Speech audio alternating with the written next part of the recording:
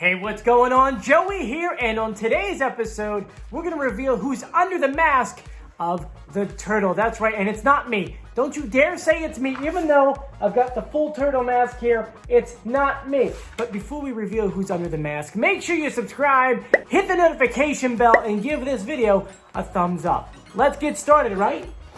Now, if you're new to the YouTube channel, hi, how are you? My name is Joey. I'm an executive audio producer here in New York City, where it's my job every single night to provide audio for my clients. And when the audio sounds bad, it's also my job to make it sound good. Whether that's maybe cleaning up a high frequency, maybe cutting out some muddiness, or in our case, do some pitch correct. That's right, every single week, The Masked Singer airs these clue videos, and in the clue videos, the celebrities are talking. But Fox is smart. They said, hey, we can't let them talk in their real voice, because if we do, guess what? They'll recognize them right away. So what do? They pitch up their voices and they speed it up so that you have no idea who is speaking. It's a shame. I don't know why they do that. But me doing what I do, I figured I could probably slow that down and pitch correct it so that we can hear the real celebrity voice. Now that plus the clues, we can determine who's under the mask. And that's what we're going to do right now with the turtle. Now, before we jump into doing the pitch corrected and the clues, I've been getting a lot of questions from you guys on Instagram, which you can follow me at @JoeyCantino. And one of the questions you guys had asked me was, where the heck do I get these masks from? Or the board? Unfortunately, can't tell you. Sorry. But it is kind of cool, right? I got this one and I got another one too, which I'm gonna save that one for another time. But anyway, let's go ahead and go through the pitch correct audio. Here is the original audio that Fox gave us for the turtle. At the starting line of my career, I was surrounded by other hungry newcomers. And yes, I know that audio is from episode 1. I like the audio better on there because every single episode, they modulate the voice a little bit different. Like the first episode, it sounded like that, but the second episode, they use another grainy part to it. So I'm going to go ahead and play now the pitch correct version that I did. Take a listen and tell me if you can recognize that voice. At the starting line of my career, I was surrounded by other hungry newcomers. It felt like everyone around me was fighting tooth and nail for the dream. And I watched as many of those stars burned too brightly, too quickly, and then fizzled out. I'm the turtle because I've always taken it step by step. Slow and steady wins the race. But now, I feel like I'm ready to break out of my shell. After years of preparation, I would love to make a big splash. So I don't want anyone to cross that finish line before me. Can you recognize that voice? Because I can, and I think mostly because I kind of grew up together at the same time, or roughly the same age. So, I think it's Jesse McCartney. Do you? I mean, let's go ahead and let's do this. Let's go ahead and play a clip of the turtle singing, and then we'll play a clip of Jesse singing. So here's the turtle singing. Then you asked me to stay over. I said I already told you. And now here's Jesse singing. What I want to chase. You're the one I want to hold. Yeah, sounds alike, doesn't it? Now, let's go through every single clue that we have for him so far. Granted, we're only 2 episodes in, so there's not that many clues, but the clues that we do have really do point to it to being Jesse. So I'll just name the clues and then we'll go back later and fill them in. His clue package for the first episode started off with a bunch of bunnies. Obviously, it's the turtle and the hare joke. You get it? Yeah, it's kind of funny. He said, at the start of my career, I was surrounded by hungry newcomers. Everyone was fighting tooth and nail for the dream. We see a surfboard. We see him do some like zombie dance moves. And then we see him flipping a burger. And then in episode 2, we... not to say that this whole clue packages have more meanings into it, but there is.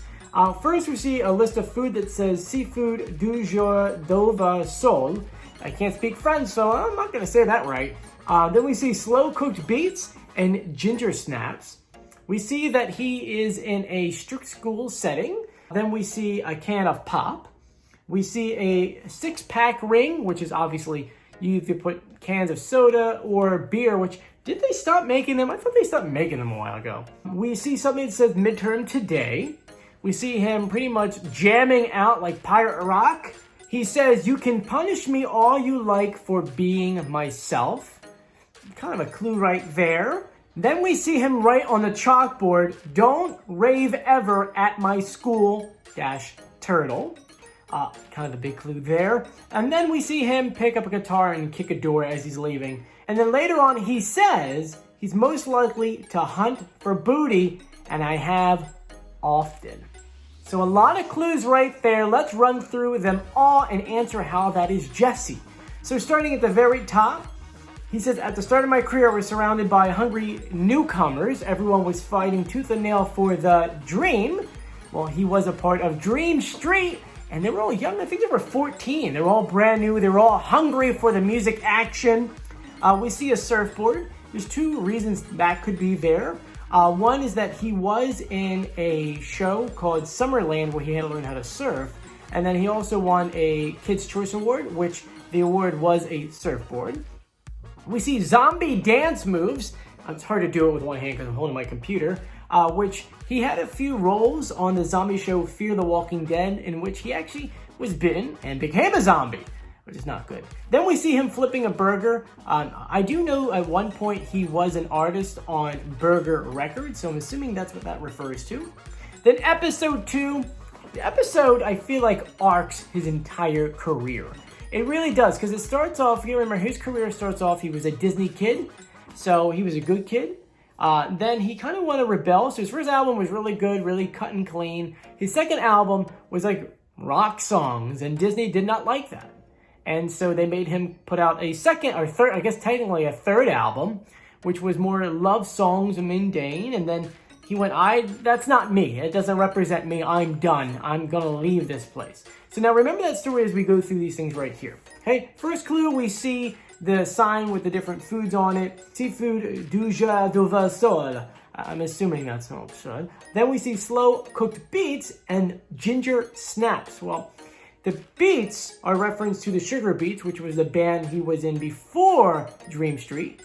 Ginger snaps refers to his mother because his mother's name is Ginger. And then when it came to the seafood thing, supposedly he just has a love for deep sea fishing.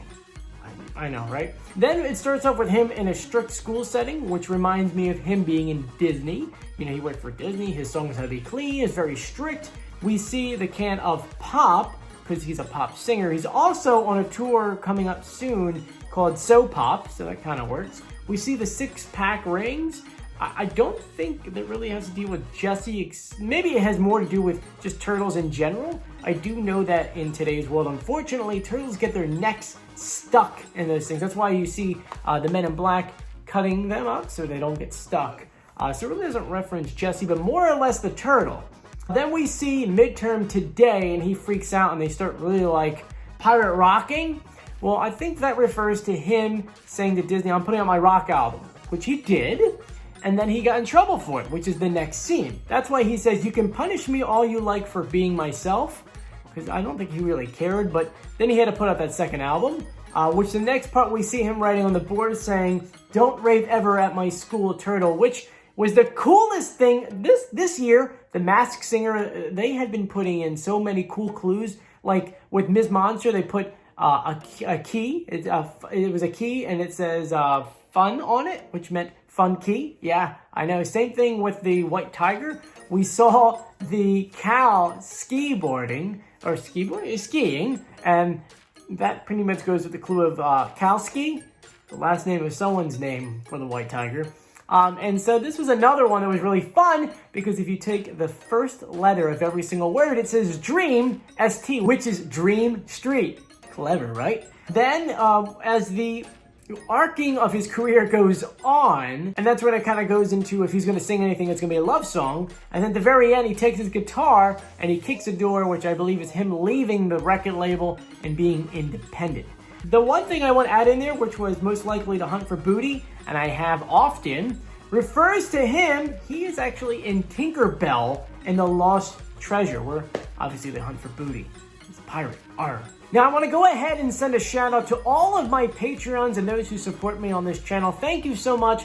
If you want to go ahead and support my channel even further, jump on Patreon. I'll put the link in the description below. And there's some cool rewards. You could be a producer and get a credit at the end of the video. You can get free pins. there's some cool things. So make sure you check that out. Now, before I go, I'm going to go ahead and play all the rest of the pitch correct audio for you. The White Tiger is not perfect. I'm just going to say that now. Here they are. I'm happy that people loved my first performance, even without knowing who I was. I'm happy that people loved my first performance, even without knowing who I was. It felt so good, and now I can just focus on being an artist. People say, Miss Monster, you can't do it all. But why not try? You've got to stand up for yourself in this dance. Tonight, I want you to see that I'm like Mr. Monster. Capable of anything and full of love. I had no idea how much work would go into taking a stage. I had no idea how much work would go into taking a stage like this. I'm putting in the time to hone this new craft. Recently, it seems like I've been watching my life from the sidelines. And to be honest, it's scary putting myself in the spotlight again. Sometimes it feels like everyone is against me. But I know I just need to have courage and get back in the game. I'm already feeling more confident, and I'm determined to make the most of this fresh start. You may underestimate me, but that's okay. I'm owning this underdog story, and I'm not pulling any punches. Plus, I gotta be a role model for my little Rue.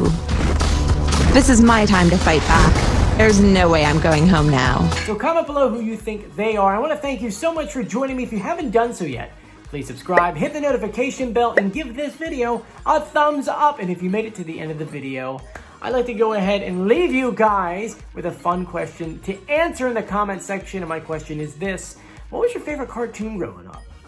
Right? Mine as a kid, I think it was Pooh Bear. And then, of course, you grow up and it was like Recess. But anyway, write that in the comment section. Thank you so much again for joining me. I'm Joey. I'll see you later. Bye, everyone.